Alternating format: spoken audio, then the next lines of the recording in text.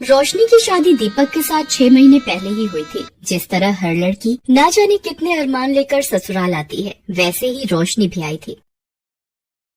रोशनी बहू, कितनी रोटियां सेक रही है? देख, 3 तेरे ससुर जी की, 3 सुनील की, और मुझे तो कम भूख है, मेरी 2 सेक दे, बाकी अपनी देख ले। तू भी वैसे 2 रोटी ही खाएगी। अरे हाँ, याद आया, 2 रोटी सुबह की बची हुई है, मैं और तू एक एक वो ले लेंगे, तो 8 रोटी बहुत रहेंगी। कैसे घर में आ गई, जब देखो रोटियां गिनती रहती हैं। मेरा तो दिमाग खराब किया हुआ है। माँ, 6 महीने में इतनी कमजोर हो गई है आपकी बेटी। सासू माँ जब देखो रोटियां गिनती रहती है और हर वक्त टोकती रहती है। रोशनी बेटा, कोई बात नहीं, अपनी सास की बातों को दिल पर मत लगा। तू बस अपनी अच्छी बहू होने का फर्ज निभा। बाकी हर किसी की अपनी आदत होती है बोलने की, हम दूसरों को नहीं बदल सकते, खुद को ही बदल लो। तू चुप रहा कर, बोलने दिया कर जो भी बोले। रोशनी अपने काम में लग जाती है। अगले दिन, ये क्या रोशनी, तूने अभी तो दीपक के लिए चाय बनाई थी, अब दोबारा क्यों बना रही है? फ्राई पैन में बची हुई चाय रखी तो है, वही पी लेती। माँ जी, चाय थोड़ी देर भी पड़ी रहे तो उसका स्वाद बदल जाता है, और मुझे ताज़ी चाय पीने की आदत है। तो ये चाय मुझे दे दे, इतनी महंगी चीनी पत्ती दूध वाली चाय है। माँ जी, सिर्फ 2 घूंटी तो है, ये क्या पियोगे? मैं ताज़ी बना रही हूँ, पी लो। नहीं, तू ये 2 घूंटी दे दे, मुझे बहुत है। सच में ऐसी कंजूस सास मैंने आज तक नहीं देखी। कुछ कहा तुमने रोशनी? नहीं माँ जी, मैं तो बस गीत गुनगुना रही थी। 100 साल जियो हमारी सासू जी, हमको लागत माँ से प्यारी सासू जी। 1 मिनट माँ जी, मैं भी आई। क्या हुआ? चाय चढ़ाकर बाथरूम में कहाँ भाग रही है?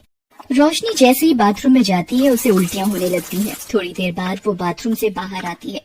क्या हुआ? सारी चाय सूख गई, इतनी देर लगा दी। पता नहीं माँ जी, कल से थोड़ा जी मिचला रहा था, उल्टियाँ हो गई।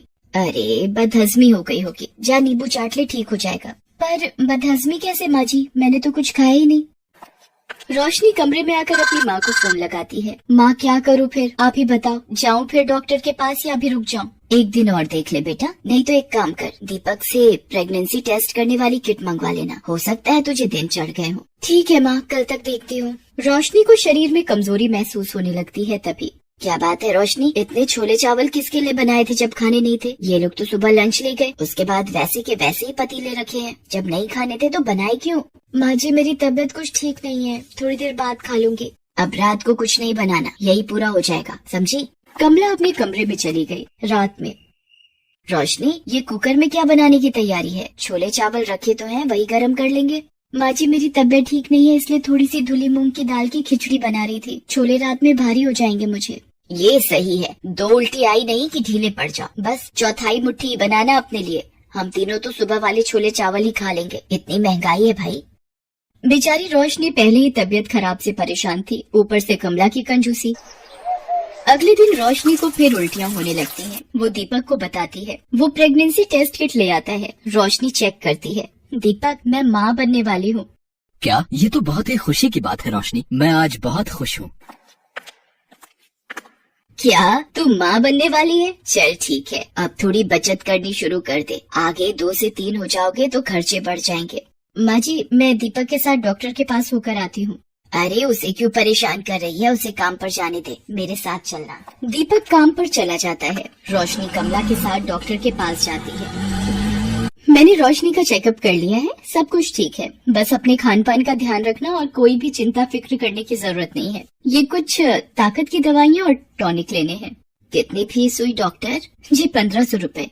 क्या 1500 रुपए? ये कुछ ज्यादा नहीं है, और दवाइयाँ अलग खरीदो। माँ जी, अभी तो दो, घर जाकर सुना लेना। अब इतने पैसे यहाँ लग गए, दवाइयाँ भी 1200 की आ गई। अब ऑटो के 80 रुपए नहीं दूंगी, पैदल चल ले। पैदल चलना गर्भवती के लिए अच्छा होता है। कहाँ फंस गई मैं इन जैसी कंजूस के साथ। कमला और रोशनी घर आ जाते हैं। अब रोशनी गर्भवती थी तो उसे ज्यादा ध्यान रखने की जरूरत थी, पर कमला की कंजूस आदत से वो कैसे पीछा छुड़ाती। एक दिन, रोशनी, ओ रोशनी, कहाँ है? माँ जी, बाहर हूँ, ये दशहरी आम वाला भैया आया हुआ है, वही ले रही हूँ। ओ भैया, क्या भाव दे रहा है? अम्मा जी 70 रुपए किलो दिए हैं 2 किलो के, तुम 60 रुपए दे देना, बोनी का टाइम है। अरे, क्या लूट मचा रखी है, औरतें देखकर भाव बढ़ा दिए, और ये आम तो हैं भी बिल्कुल बेकार पिलपिले से। पर माँ जी, मेरा आम खाने का बहुत मन था। अच्छा, तुझे आम खाना है, ये ले भैया 5 रुपए, ला एक आम दे दे। क्या माँ जी है इतनी कंजूसी, सिर्फ एक आम? तो क्या पूरा ठेला खरीद लूं? ला, मुफ्त में दे, काम देगा। बड़ा आया बात करता है, चल जा यहाँ से। रोशनी गुस्से में घर के भीतर आ जाती है और अपने कमरे में चली जाती है और सारी बात अपनी माँ को बताती है। अब तुम्हें बताओ माँ, इतनी कंजूसी, वो भी आम खरीदने में। मेरा इतना मन था आम खाने का। कोई बात नहीं, तो दीपक को बोल देना, वो शाम को लेता आएगा। उसी शाम रोशनी के ससुर रोशनी के लिए कुछ सामान ला। कमला, ये देसी घी और थोड़ा ड्राई फ्रूट, बादाम, काजू वगैरह लाया हूँ। रोशनी बहू को 9वां महीना लग गया है ना, उसे कुछ न कुछ खिलाती रहा करो। अरे आप भी ना, इतना देसी घी और ड्राई फ्रूट क्या करना था? थोड़े बहुत ही ले आते, बेकार की फिजूल खर्ची करते हो। लाओ दो, अच्छा मैं रसोई में रख देती हूँ। कमला सारे ड्राई फ्रूट और घी छुपा कर रख देती है। अरे इतने महंगे बादाम काजू थोड़े दे दूंगी, सारे खा जाएगी। ये घी भी एक कड़छी निकाल लेती हूँ, एक हफ्ता तो चली जाएगा, बाकी छुपा देती हूँ। रोशनी को कुछ समझ नहीं थी, माँ से वो इतनी बात फोन पर नहीं कर पाती थी। एक दिन, माँ जी पता नहीं मेरे हाथ पैरों में सूजन बढ़ती जा रही है, क्या मैं डॉक्टर को दिखाऊं? अरे ये छोटी छोटी बातों के लिए रोजाना डॉक्टर की फीस बनाते रहो। ये सूजन से कोई डरने वाली बात नहीं होती, ये तो गर्भावस्था में मामूली बात है। कमला के मना करने पर रोशनी हॉस्पिटल के विजिट के लिए भी नहीं जाती। एक शाम, रोशनी क्या हुआ? आंखें खोलो रोशनी। माँ, बाबूजी जल्दी आओ, रोशनी बेहोश हो गई है। अरे बिस्तर पर लिटा दे, थोड़ा पानी के छींटे डाल, आ जाएगा होश। दीपक कोशिश करता है पर रोशनी होश में नहीं आती। वो रोशनी को हॉस्पिटल लेकर भागता है। डॉक्टर वहाँ रोशनी का चेकअप करती है। ये क्या हाल बना दिया है आपने रोशनी का? आपको पता भी है रोशनी का बीपी कितना बढ़ा हुआ है? और इनकी तो अपॉइंटमेंट थी 15 दिन पहले की, वो भी मिस की हुई है। आपकी इतनी बड़ी लापरवाही से रोशनी की जान भी जा सकती है। माँ को पता था ना रोशनी को डॉक्टर के पास आना है। कमला घबरा चुकी थी, उससे बड़ी गलती हो चुकी थी। कमला, अब तो शर्म करो, इतनी कंजूसी तुम अपनी ही बहू के साथ ये व्यवहार करोगी? मुझे नहीं पता था, वो तुम्हें माँ कहती है। उसने अपना मायका छोड़ हमारे घर को अपनाया है। अगर बहू या बच्चे को कुछ हो गया तो ऐसा ना हो सारी जिंदगी तुम्हें पछताना पड़े। माँ, अगर आपको मेरे और रोशनी के रहने से कोई परेशानी है, बस एक बार रोशनी ठीक हो जाए, मेरा बच्चा सकुशल दुनिया में आ जाए, फिर मैं अपनी पत्नी और बच्चे को लेकर हमेशा के लिए चला जाऊंगा। नहीं नहीं दीपक, मुझे माफ कर दे बेटा, मेरी आंखों पर कंजूसी की पट्टी बंधी थी, मैंने सही को गलत नहीं समझा। दीपक के पापा, आप भी मुझे माफ कर दो। मैं एक ऐसी सास हूँ जिसने अपनी ही बहू को मौत के मुंह में धकेल दिया। भगवान मुझे क्षमा कर दो। कमला रोने लगती है, तभी डॉक्टर आ जाती है। बधाई हो, बेटा हुआ है। माँ और बच्चा दोनों ठीक हैं। सब लोग बहुत खुश होते हैं। घर आने के कुछ दिन बाद दीपक रोशनी से कहीं और चलकर रहने के लिए कहता है, पर रोशनी मना कर देती है। दीपक, माँ जी को छोड़कर मैं कहीं नहीं जाऊंगी, वो मेरी माँ है, मैं उन्हें छोड़कर कहीं नहीं जाऊंगी। कमला ये सब सुन लेती है। रोशनी बहू, मुझे माफ कर दे, मैंने तेरे साथ इतना गलत किया, फिर भी आज तो मेरी परवाह कर रही है। नहीं माँ, माफी मत मांगो, बस अपना आशीर्वाद दो। उस दिन से कमला का व्यवहार सबके प्रति बहुत बदल जाता है, जिसको देखकर परिवार में सब बहुत खुश होते हैं।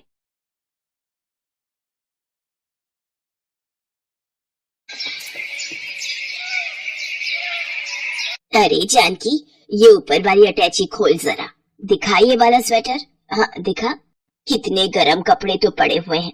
इस कोमल महारानी को भी नया स्वेटर खरीदना है। अभी 4-5 स्वेटर निकाल दूंगी। मोहन को सुबह बोल रही थी नया स्वेटर लेना है। नया स्वेटर ले दें? यहाँ कोई पेड़ थोड़ी लगे हैं पैसों के। दे वो वाला दिखा। अम्मा जी, ये स्वेटर तो चूहे पूरा काट गए, जगह जगह से छेद हो रहे हैं। फेंक दूं क्या, या पोछा लगाने में इस्तेमाल हो जाएगा? तेरा दिमाग खराब तो नहीं हो गया? ये स्वेटर अभी 2 साल और चलेगा। बड़ी आई फेंकने वाली। ला इधर दे और दिखा। अम्मा जी ये देखो, ये तो किसी बच्चे का कार्डिगन दिखाई पड़ता है। बहुत छोटा है ये तो। बच्ची का नहीं है, ये मेरे ब्याह का कार्डिगन है। तब मैं बिल्कुल पतली पतंग जैसी थी। ये वाला ठीक है। ये तो कोमल बहू को आराम से आ जाएगा, उसे ही दे देती हूँ। कोमल जरा इधर आ। क्या हुआ अम्मा जी, आपने मुझे बुलाया? इतनी देर से तुझे आवाजें लगा रही थी, तू थी कहाँ?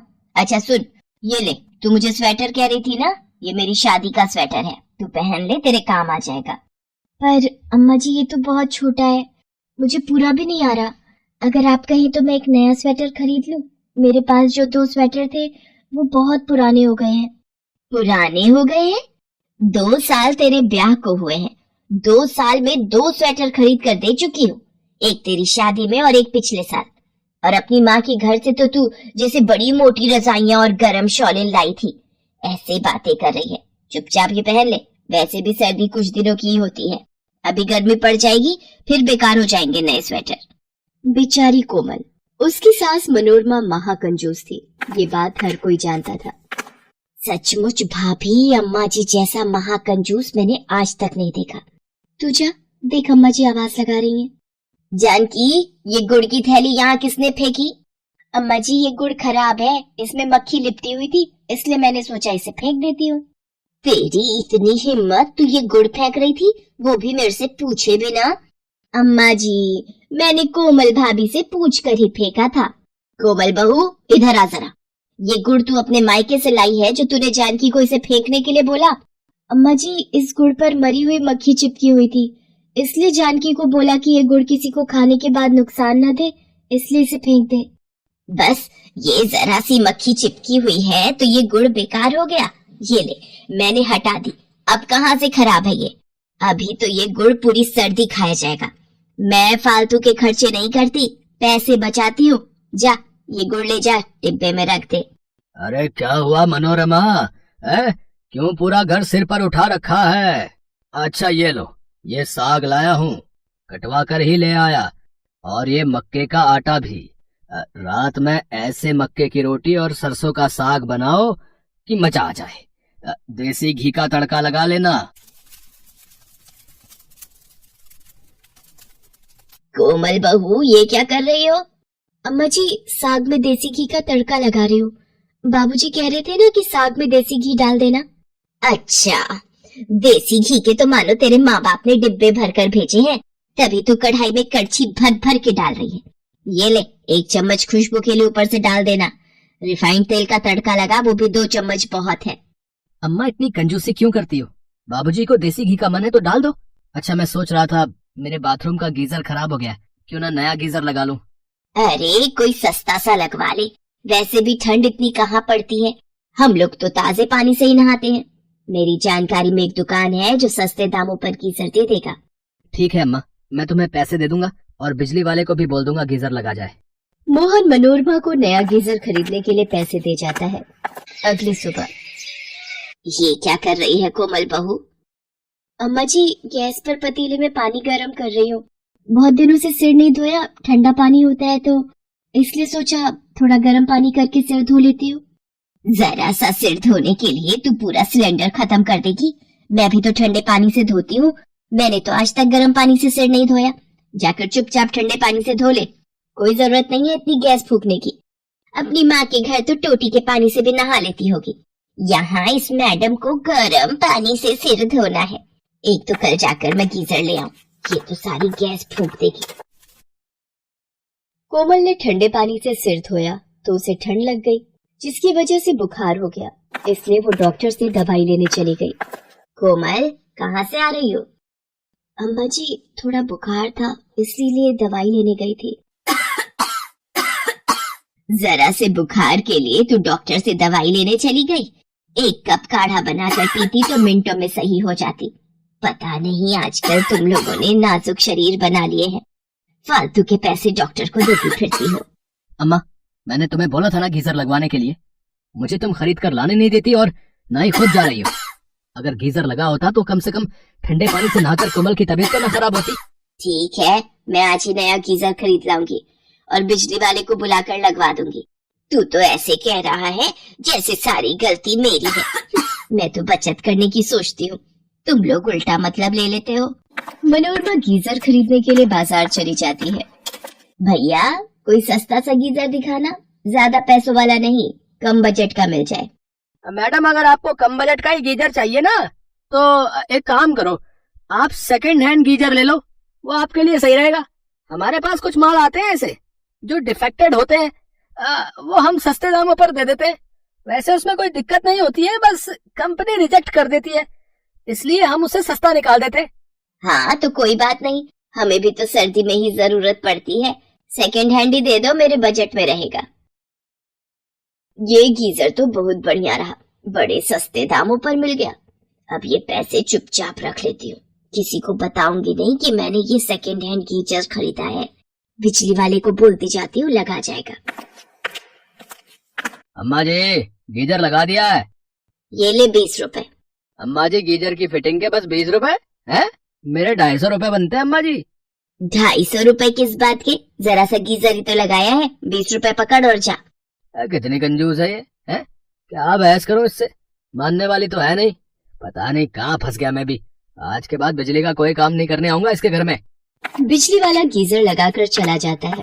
अम्मा ये तो तुम बहुत सस्ता गीजर ले आई हो, ठीक तो है ना? पूछ लिया था दुकानदार से? हाँ, मैंने पूछ लिया था, बहुत बढ़िया कंपनी का मिल गया। अगले दिन जब कोमल नहाने जाने लगती है, अम्मा जी मैं नहा कर आती हूँ। थोड़ी देर ही गीजर चलाना, कहीं ऐसा ना हो सारी बिजली ये गीजर ही खा जाए। अपने मायके में तो तूने गीजर का नाम तक नहीं सुना होगा, और हमारे घर में तेरे लिए नए नए गीजर लगवाए जा रहे हैं। कोमल नहाने चली जाती है। कुछ समय बाद, ये नहा रही है या अंदर बाथरूम में सो गई है? इतनी देर से कोई आवाज भी नहीं आ रही।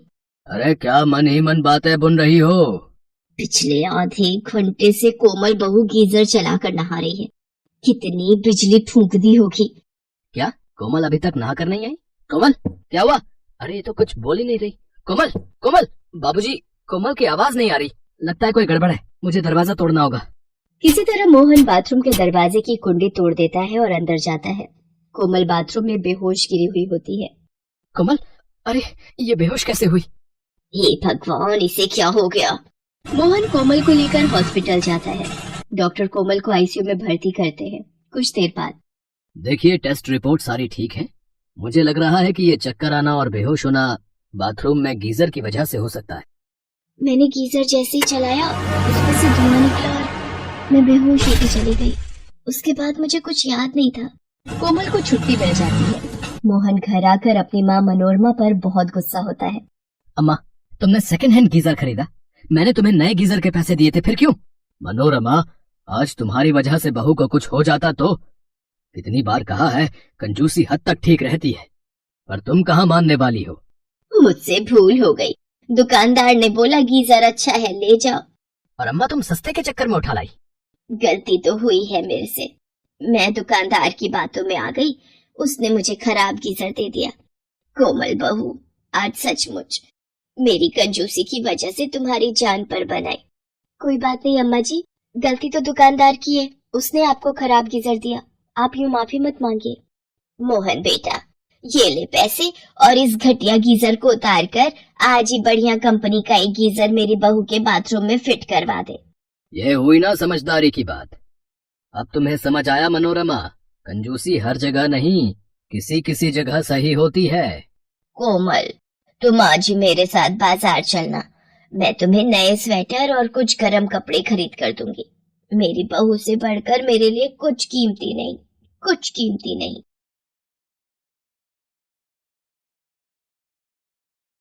महिमा की सास हेमलता बहुत ही कंजूस स्वभाव की थी। हर बात में कंजूसी करना उसकी आदत थी। बहन जी, कितनी दूर गलियों में घुमाकर और 10 दुकानों पर रिक्शा रोककर यहाँ घर तक सिर्फ 15 रुपए दे रही हैं आप। 60 रुपए हुए बाजार से आपके घर तक के। 60 रुपए? 5 मिनट की दूरी थी, तूने ही तो 15 रुपए बोले थे। बहन जी, 2 कदम करते करते रिक्शा घर तक घसीट लाई तुम। मुझे बोला सामने तक ही जाना है। अब बिना पैसे दिए कहाँ जा रही हो? ओ बहन जी, ये 15 रुपए लेने हैं तो ले, नहीं तो ये भी हाथ से जाएंगे। तुम जैसे कंजूस लोगों से तो पहले ही तय करके चलना चाहिए। बेकार में इतना चलाया।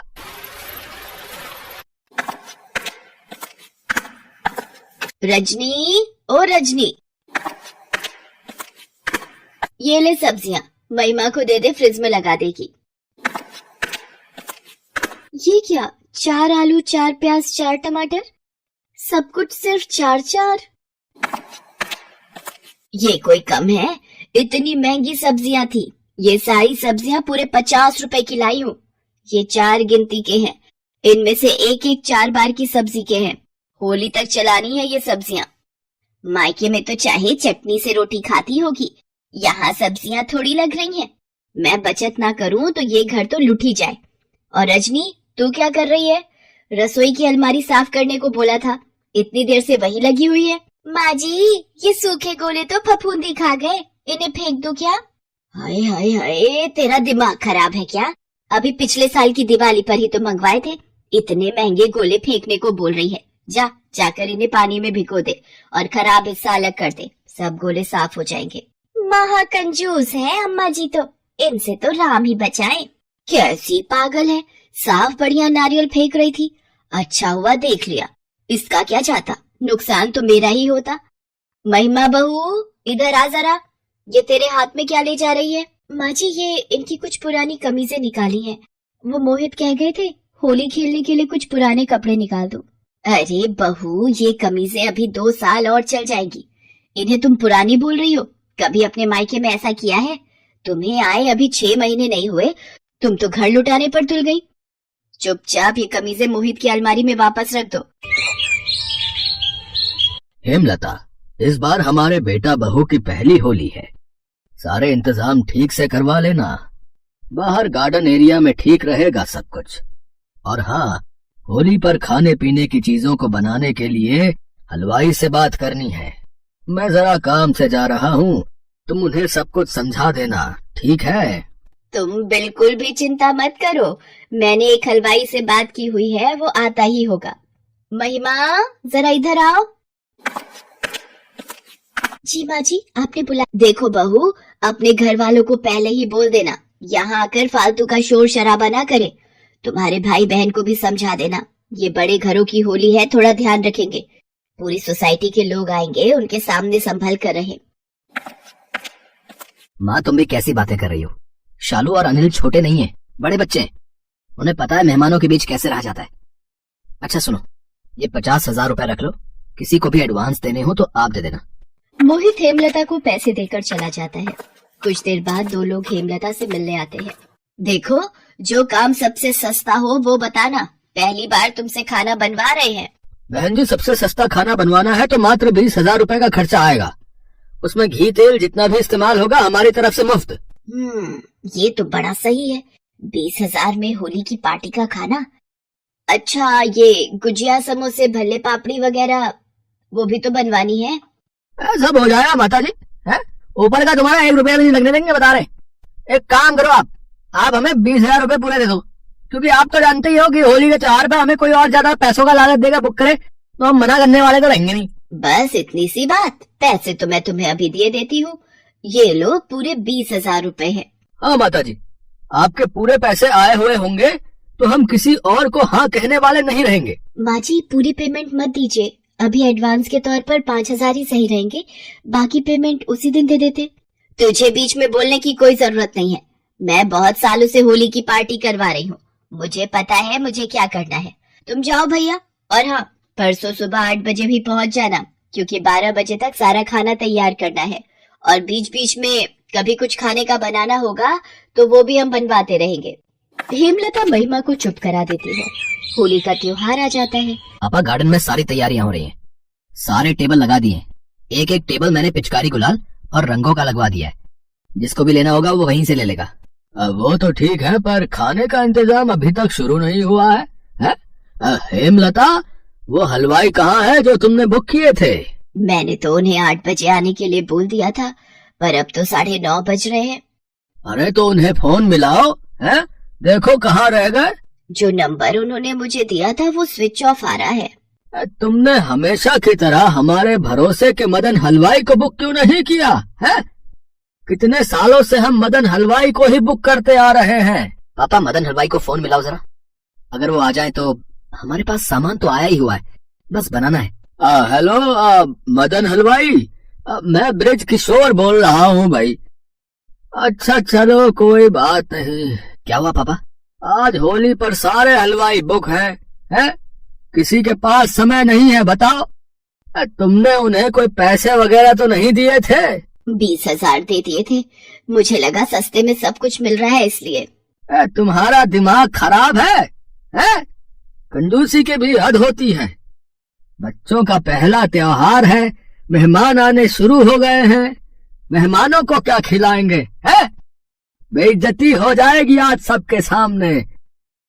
रजनी, तुम केशव के साथ मेहमानों को पानी कोल्ड ड्रिंक सर्व करो, हम कुछ सोचते। तभी महिमा के मायके वाले आ जाते हैं, उन्हें भी सारी बात पता चलती है।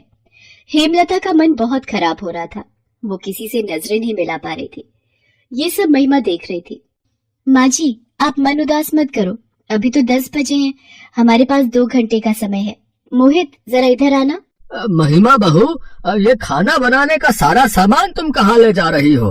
बाबूजी, आज होली पार्टी का टेस्टी खाना आपकी बहू महिमा बनाएगी। आप परेशान मत होइए भाई साहब, सब हो जाएगा। महिमा अपनी मम्मी और बहन के साथ मिलकर खाने की तैयारी करती है। 1 घंटा बीत चुका था। रजनी, ये ठंडाई तैयार हो गई है, केशव के साथ बाहर टेबल पर रखवा दो। माँ, गुजिया तैयार हो गई। शालू, ये भले दही में डाल दे। क्या बात है महिमा, भटूरे छोले तैयार भी हो गए? लगभग सब कुछ तैयार हो गया है। मेरी बहू की पहली होली और मैंने इतनी बड़ी गलती कर दी। माँ जी प्लीज अपने आप को दोष मत दीजिए। देखिए सब खाना तैयार हो गया है। शालू, माँ और माँ जी को गार्डन में ले जा, मैं थोड़ी देर में आती हूँ।